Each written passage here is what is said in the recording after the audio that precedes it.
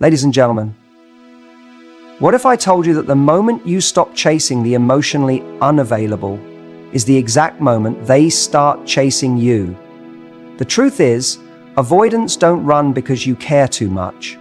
They run because you finally mirror back something they can't hide from: consistency, clarity, and self-respect. And when you hold your ground, their entire world shifts. Stay with me, because once you understand this, you'll never beg for love again. Most people take rejection or emotional distance as a reflection of their own inadequacy. When someone pulls away, we assume it's because we weren't enough, interesting enough, attractive enough, lovable enough. But the truth is far more complex and far more liberating. People with avoidant attachment styles don't pull away because of something you did wrong. They pull away because intimacy activates fear. It's not your value they're questioning, it's their comfort with closeness. When you finally grasp this, it's like a fog lifts. You stop playing detective in someone else's emotional chaos. You begin to see that their silence isn't a riddle to solve, it's a wound they haven't healed, and it has nothing to do with your worth. Avoidants are driven by an internal conflict. They crave connection, but are terrified of the vulnerability it requires. They learned somewhere along the way, whether through inconsistent caregiving, early rejection, or emotional neglect, that closeness comes with risk. Risk of engulfment, risk of losing control, risk of pain. So they push people away, not to hurt them, but to protect themselves. And they don't always know they're doing it. It's reflexive, like pulling your hand from a hot stove. You get too close, and they pull back. Not because you're dangerous, but because closeness feels like danger. Recognizing this pattern lets you detach emotionally from their withdrawal. It's not rejection, it's reaction. There's power in not personalizing their distance. When someone ghosts you, avoids emotional conversations, or keeps you at arm's length, your first instinct may be to try harder, to prove your worth. But the more you chase, the more they retreat. It becomes a cycle. You reaching out, them pulling back. This isn't because you're too much. It's because they've associated closeness with discomfort.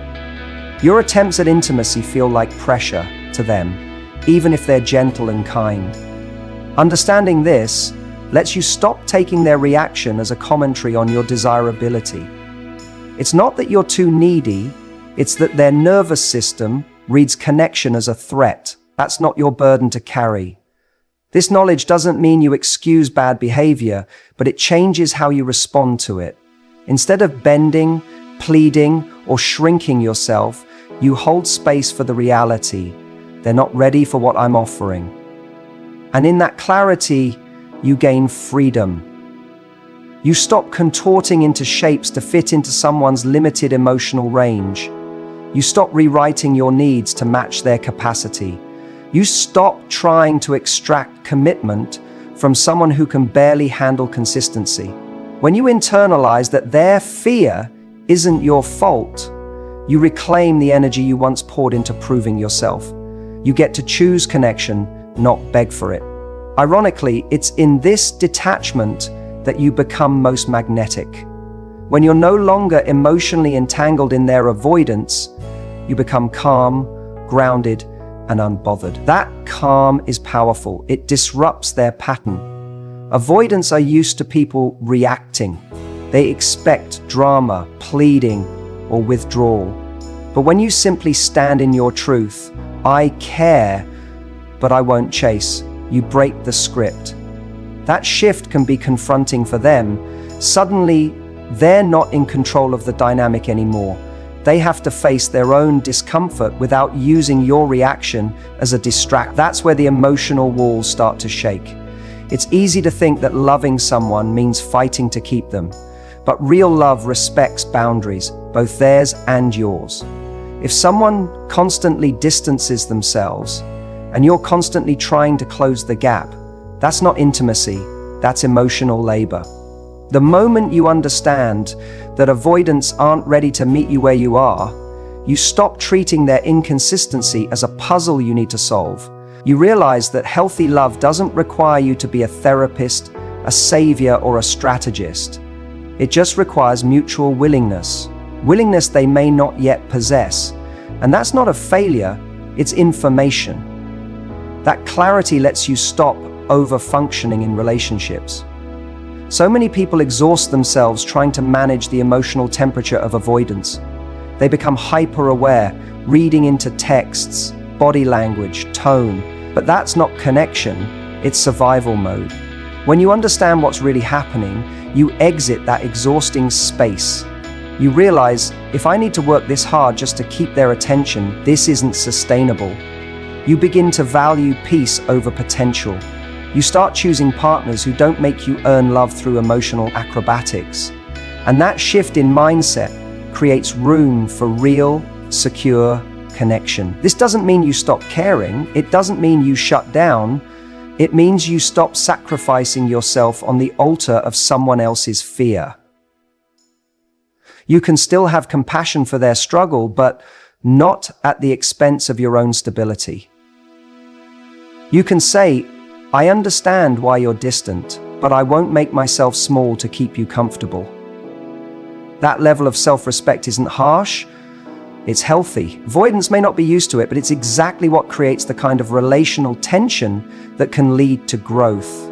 Sometimes your detachment is the wake-up call they need. Sometimes it's the mirror they've never had. Understanding doesn't always lead to reconciliation, but it always leads to empowerment. Once you understand the avoidant mindset, you stop spiraling over their mixed signals. You stop waiting for breadcrumbs of affection. You stop defining your self-worth by how much they lean in. Instead, you focus on your own emotional clarity. You get honest about what you need and what you won't accept. That inner alignment is a magnet for healthy love. And it naturally repels relationships where you're forced to beg for basic emotional availability. In that space, you move from anxious to anchored. This is where everything changes. Not because they finally come around, but because you finally do. You come around to the truth that connection isn't supposed to hurt. That love isn't meant to feel like chasing a moving target. That when you understand someone's avoidance, you're not obligated to fix it, you're free to respond to it. With grace, with strength, with grounded self-respect, you stop hoping their inconsistency is a test and start seeing it as a pattern. And when you stop dancing for their attention, something shifts, not just in the dynamic, but in you. That's the real transformation. Boundaries aren't walls to keep people out. They're filters to let the right ones in. When someone shows up inconsistently, emotionally distant, or unable to meet you halfway, the instinct is often to try harder. You may soften your needs, suppress your voice, or overextend just to keep the peace.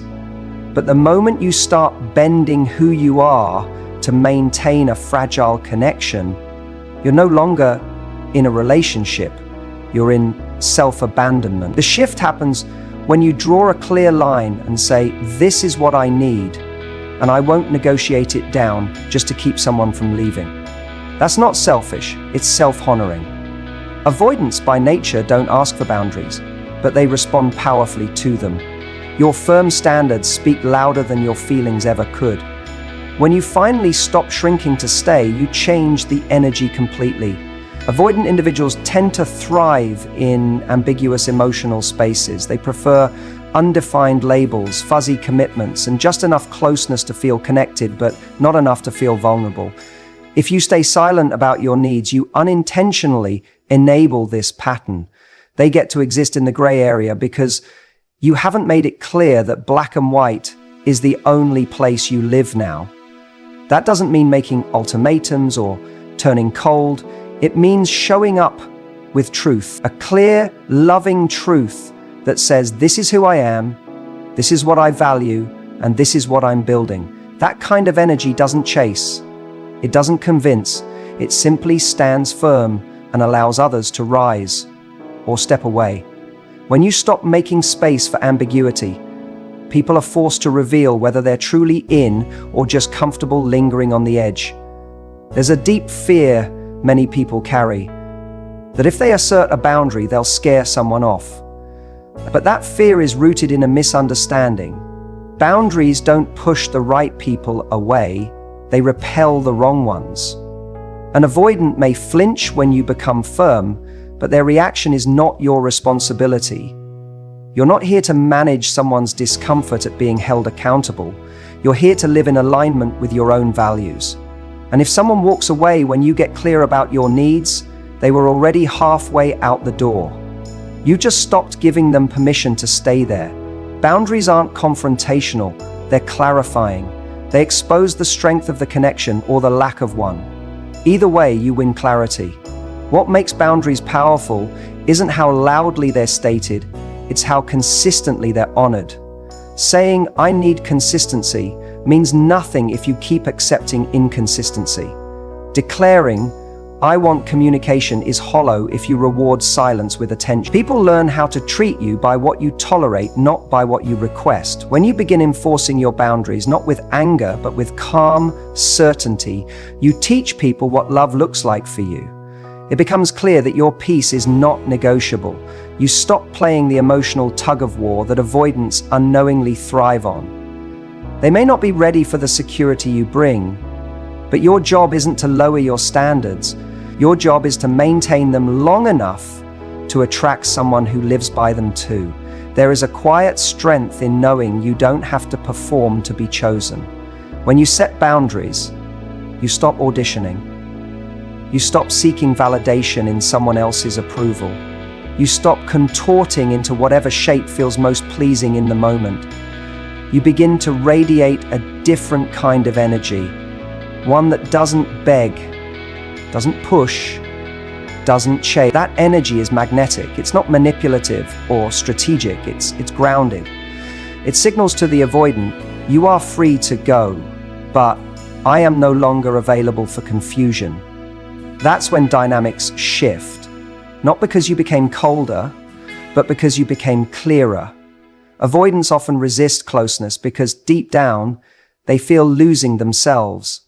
So when you bring emotional clarity to the table, it can feel overwhelming to them. They may distance themselves even more, but what they're really reacting to is the new pressure to be emotionally present, something they've spent a lifetime avoiding. Your role is not to make that transition easier for them by softening your stance. Your role is to remain in integrity with your truth. If they crumble under that clarity, that's not a failure. It's a sign that the relationship was built on unstable ground. It's not your job to carry two people's emotional responsibility.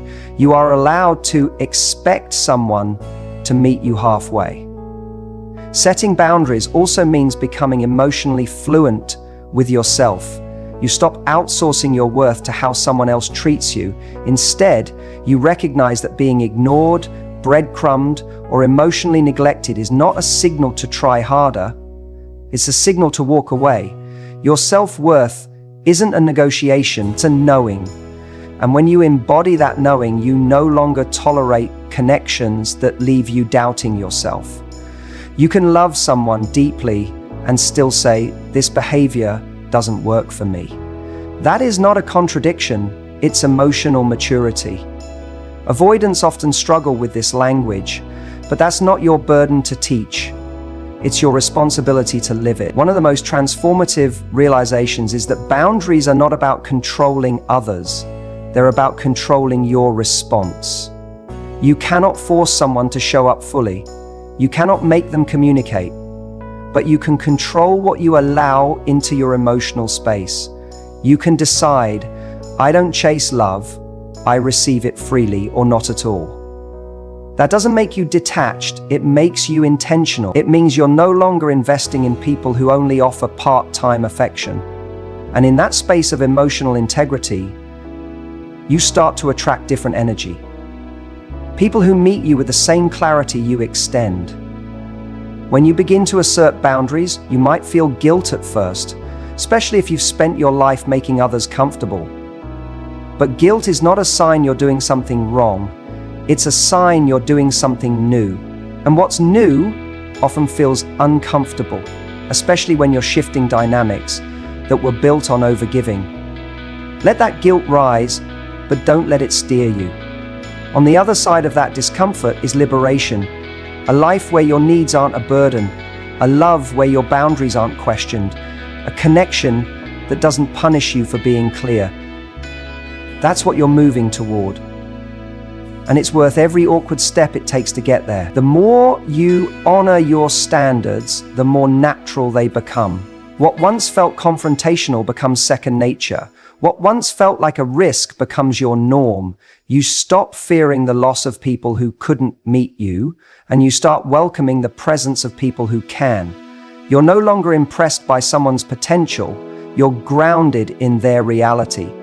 And in that space, the avoidant either grows or goes. Either way, you win, because now you're no longer molding yourself to fit into someone's emotional limits. You're inviting them to rise. And whether they do or not, your peace remains untouched. That is the power of choosing yourself every single time. Consistency is the antidote to emotional games. When you show up with stable, grounded presence without chasing, withdrawing, or overreacting, you create a space that's unfamiliar yet deeply impactful to someone with avoidant tendencies. They're used to unpredictability. They expect emotional chaos, hot and cold dynamics, or someone trying to decode their silence. But when you bring calm, non-reactive consistency, it unsettles that pattern. They're no longer able to hide behind confusion or project blame onto your behavior. Instead, they're left with their own emotional responsibility. Your steadiness holds up a mirror. This is what connection feels like without chaos. And in that mirror, they start to see their own discomfort for what it truly is. Avoidants often fear being overwhelmed by others' emotions. They associate closeness with pressure, loss of control, or the risk of engulfment. But consistency does the opposite. It removes pressure. You're not pushing them to open up on command, nor are you punishing them for needing space. You're simply showing up, fully present, fully grounded, and emotionally available without demand. This doesn't mean tolerating distance forever. It means offering a stable energy that says, I'm here, but I'm not waiting forever. That combination of calm presence and quiet self-respect is disarming. It challenges their internal belief that intimacy is always threatening. In the safety of your steadiness, they begin to soften, often without realizing it. Consistency isn't passive. It doesn't mean standing still or accepting breadcrumbs. It means being unwavering in your truth. You speak with clarity, you act with alignment, and you reinforce your standards. Not through ultimatums, but through action. You don't need to repeat your boundaries 100 times. You simply let your behavior match your words. Avoidants notice this. They may not say it, but they feel it. There's nothing to push against when you're not reacting. There's no drama to distract from their own patterns. Your consistency forces them to confront what they've been avoiding all along: emotional accountability. When you stop playing the emotional tug of war, the entire relationship dynamic shifts. Most avoidant behaviors are unconscious defenses designed to protect their autonomy. But your calm response interrupts that cycle.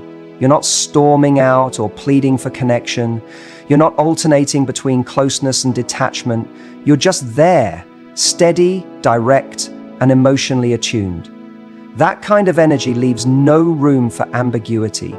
It creates a sense of emotional safety without enabling dysfunction. And when someone feels safe, not manipulated or coerced, they're more likely to step forward, even if only slightly. Consistency, over time, builds the bridge they didn't know they needed. The hardest part about being consistent with an avoidant person is managing your own emotional regulation. You'll be tempted to interpret their distance as rejection. You'll want to match their detachment with your own silence. But that only reinforces the very fear they're operating from. Instead, your power lies in emotional resilience. You hold your boundary without coldness. You express care without desperation. You stay grounded without becoming rigid. That balance is rare. And that rarity is exactly what gets noticed. Not in loud moments, but in the quiet patterns over time. Your consistent energy starts to feel different from what they've known, and difference is what makes them question their old coping strategies. You're not trying to prove yourself by being constant, you're just choosing to be emotionally clear. There's no agenda behind your consistency. You're not hoping to fix them or lure them in. You're simply being who you are, someone with integrity, presence, and self-respect. That authenticity is incredibly attractive, not in a performative sense, but because it's stable. And stability is the very thing that avoidant people have often never learned to trust. By showing them that love doesn't have to mean chaos, you give them a new blueprint. Whether they rise to meet it is their choice, but your role is to hold the standard, not carry the relationship alone. Consistency also reveals truth. Over time, it shows you whether someone is truly incapable of connection or just afraid of it. You won't have to guess or decode signals, you'll know. Because while inconsistency can obscure reality, consistency brings it into focus. It highlights what's working and what isn't. It helps you discern whether there's progress, stagnation, or regression. It removes the emotional noise that so often clouds avoidant dynamics. And in that clarity, you find peace. Because you're no longer reacting to every emotional wave. You're anchored in your own truth, watching patterns instead of just feelings. Even if the avoidant person doesn't move toward deeper intimacy, your consistency has still done something powerful. It's changed you. You've learned that love isn't about chasing or proving. It's about showing up fully and letting others meet you there, or not. You've trained yourself to respond rather than react. You've chosen to be steady instead of performative. And that shift in your own emotional foundation affects every future relationship you build. You'll no longer be swayed by inconsistency or seduced by potential. You'll look for patterns, presence, and peace. And when those are missing, you'll walk not out of anger, but from alignment. There will be moments when you feel like your consistency isn't working. When the other person still retreats, still resists, still avoids. That's when the real test begins. Can you stay consistent even when it's not reciprocated? Can you keep showing up for yourself even if they can't show up for you? Because consistency isn't about getting a result, it's about becoming someone who no longer negotiates their emotional integrity. That's where your transformation takes root. You stop needing their closeness to validate your worth.